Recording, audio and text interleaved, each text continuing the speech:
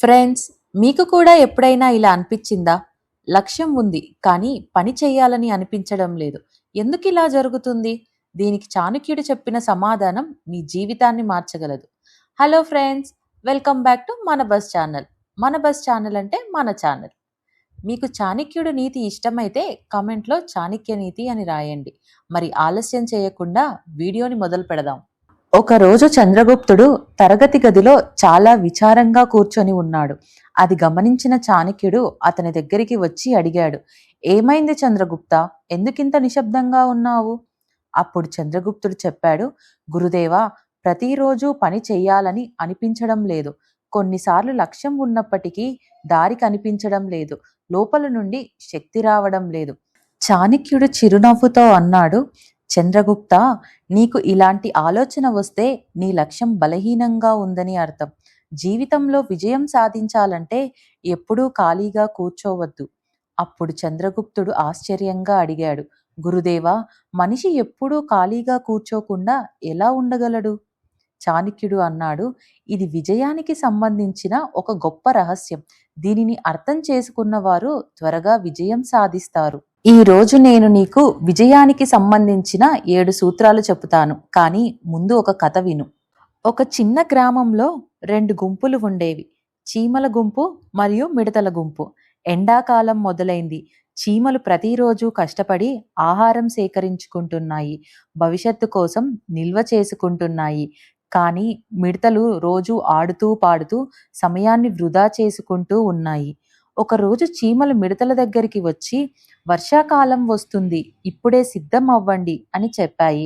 కానీ మిడతలు నవ్వుతూ, ఇంకా టైం ఉంది, తర్వాత చూసుకుందాంలే అని నిర్లక్ష్యం చేశాయి. ఇంతలో వర్షాకాలం రానే వచ్చింది. బయటికి రావడం చాలా కష్టంగా ఉంది. ఆహారం లేదు. మిడతలు ఆకలితో బాధపడుతున్నాయి. కానీ చీమలు మాత్రం సేఫ్గా సంతోషంగా ఉన్నాయి. ఎందుకంటే అవి సమయాన్ని వృధా చేయలేదు. చాణక్యుడు అన్నాడు, చంద్రగుప్త, ఖాళీగా కూర్చున్న వారు మిడతలలా అవుతారు, కష్టపడిన వారు చీమల్లా విజయవంతులు అవుతారు.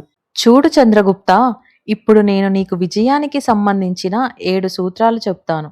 వాటిని జాగ్రత్తగా విను, ఎందుకంటే ఇవే నీ భవిష్యత్తును నిర్ణయిస్తాయి. మొదటిగా ఇది విను. ఇతరుల గురించి ఎక్కువగా ఆలోచించేవాడు తన జీవితాన్ని కోల్పోతాడు. ఎందుకంటే వాడు ఎప్పుడూ ఇలా ఆలోచిస్తాడు, అతను ఎలా సక్సెస్ అయ్యాడు, నేను ఎందుకు కాదు అని. ఈ ఆలోచనలు నీ మనసును అలసటకు గురి చేస్తాయి, నీ ఫోకస్ను నాశనం చేస్తాయి.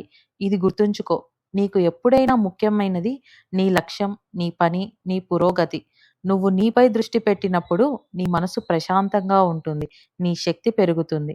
అదే నిన్ను ముందుకి తీసుకెళ్తుంది. రెండవది ఏంటంటే, లక్ష్యం లేని జీవితం దిక్కులేని పడవ లాంటిది. నువ్వు ఎక్కడికి వెళ్ళాలో తెలియకపోతే ఎంత కష్టపడినా ఉపయోగం లేదు.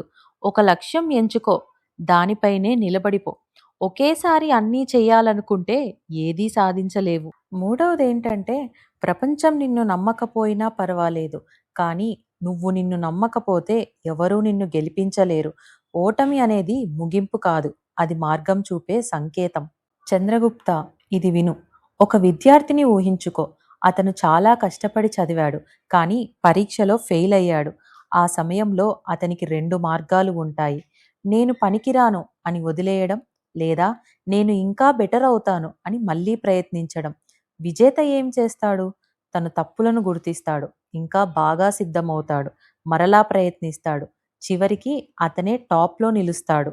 గుర్తుంచుకో చంద్రగుప్త, ఆత్మవిశ్వాసం ఉన్నవాడిని ఏ ఓటమి కూడా ఆపలేదు. నువ్వు నిన్ను నమ్మిన క్షణం నుంచే నీ విజయం ప్రారంభమవుతుంది. నాలుగవది ఏంటంటే, ప్రతిరోజు ఏదో ఒకటి నేర్చుకో. పుస్తకాల నుండి కానీ, మనుషుల అనుభవాల నుండి కానీ నేర్చుకో. మనుషులతో మాట్లాడుతూ ఉంటే వారి అనుభవాల నుండి కొత్త విషయాలు నేర్చుకోవచ్చు.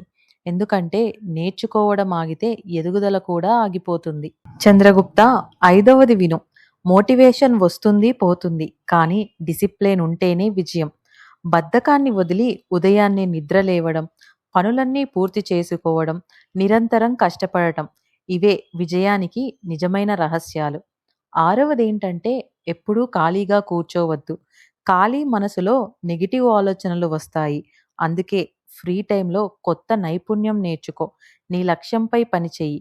ఎప్పుడూ యాక్టివ్‌గా ఉండు. ఏడవదేంటంటే సమయాన్ని ఎప్పుడూ వృధా చేయకూడదు. సమయం జీవితంలో అత్యంత విలువైనది. ఒకసారి పోయిన సమయం మళ్ళీ తిరిగి రాదు. ఒక గంట కూడా వృధా చేయొద్దు. దానిని అభివృద్ధికి ఉపయోగించు. చాణక్యుడు చివరగా ఇలా అన్నాడు: చంద్రగుప్త, విజయం అదృష్టం వల్ల రాదు. ప్రతిరోజు తీసుకునే నిర్ణయాల వల్ల వస్తుంది.